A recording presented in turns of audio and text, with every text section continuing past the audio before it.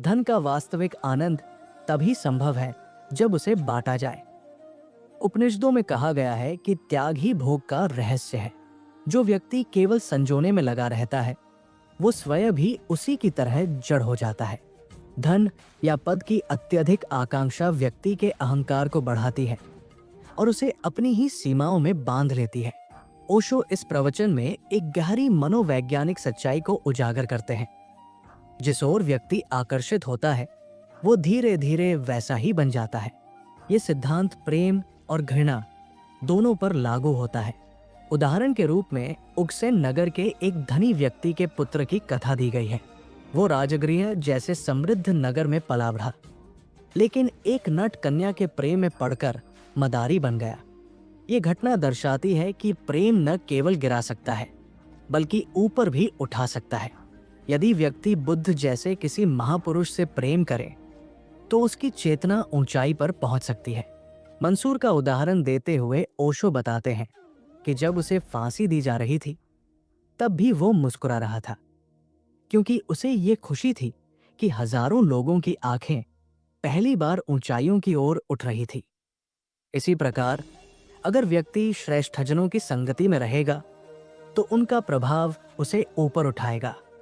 इसके विपरीत यदि वो निम्न स्तर के लोगों की ओर आकर्षित होता है, तो धीरे धीरे उसका पतन हो जाएगा। धनिक पुत्र जब नट कन्या के प्रेम में पड़ा, तो उसने नट विद्या में पारंगत होकर एक मदारी का जीवन अपना लिया। जब वो अपने नगर लौटा और सड़क पर तमाशा दिखाने लगा, तो लोग आश्चर्यचकित रह गए।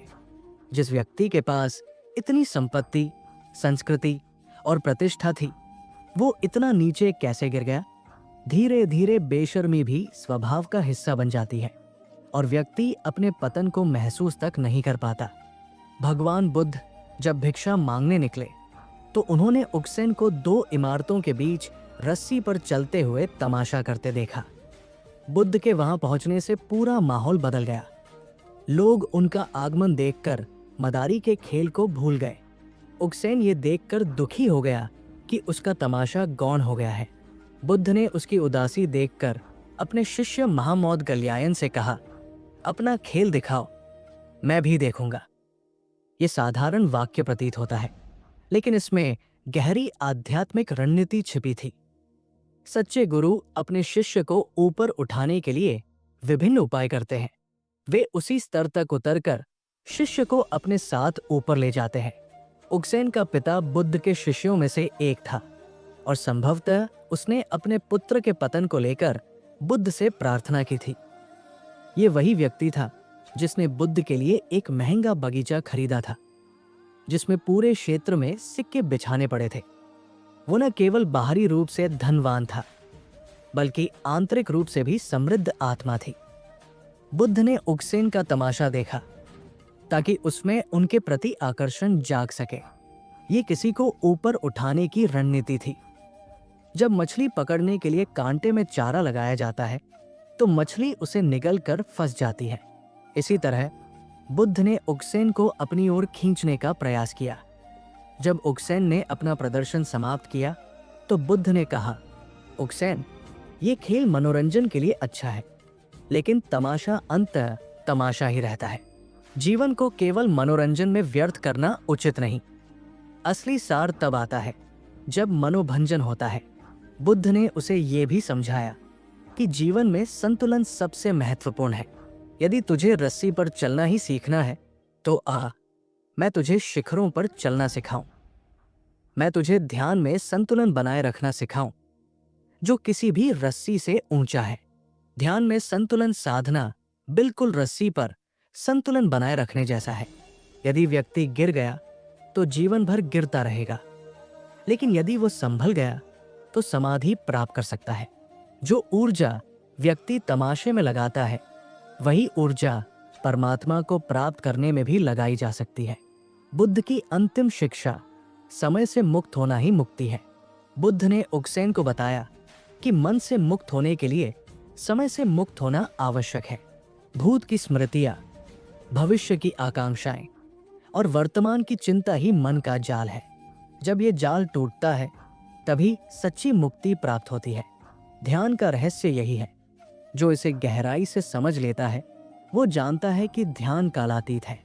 बुद्ध ने कहा, भूत को छोड़ो, भविष्य को छोड़ो, वर्तमान को भी छोड़ो, यही सच्ची कला है। जब इन सब से मुक्त हो जाओगे तभी संसार के पार जा सकोगे। जब मन से मुक्त हो जाओगे तभी जन्म और मृत्यु के बंधन से छुटकारा मिलेगा। बुद्ध के इन वचनों ने उकसेन के भीतर बिजली की तरह प्रवेश कर लिया। एक पल में ही उसे गहन बोध हुआ। उसने बिना विलंब किए रस्सी से नीचे उतरकर बुद्ध के शिष्य के रूप में भिक्षु बनने का संकल्प लिया। जब उसका अंतिम समय आया तो वो अरहत्व की अवस्था को प्राप्त कर चुका था और मुक्त होकर संसार से विदा हुआ। उसने सच्चे अर्थों में परम नट विद्या, जीवन और मृत्यु से पार जाने की कला प्राप्त कर ली। इस कथा से ये स्पष्ट होता है कि व्यक्ति जिस ओर आकर्षित होता है अंततः वो वैसा ही बन जाता है। इसलिए ये आवश्यक है कि हम किसकी संगति कर रहे हैं और किसका अनुसरण कर रहे हैं। यदि व्यक्ति सही दिशा में चलता है तो वो परम ज्ञान और मुक्ति को प्राप्त कर सकता है। अगर आपको ये गहरी आध्यात्मिक सीख पसंद आई हो और आप चाहते हैं कि और लोग भी इससे लाभ उठाएं, तो इस वीडियो को लाइक करें, अपने दोस्तों और परिवार के साथ शेयर करें और हमारे चैनल को सब्सक्राइब करें। आपके सहयोग से हम इसी तरह और भी प्रेरणादायक और ज्ञानवर्धक वीडियो ला सकेंगे। धन्यवाद।